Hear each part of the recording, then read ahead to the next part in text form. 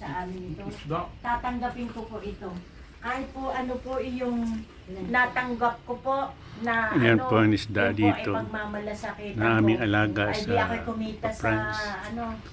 Ito kumita aming ako sa libangan manicure, pag kami ay tinanggal ko na-homesick.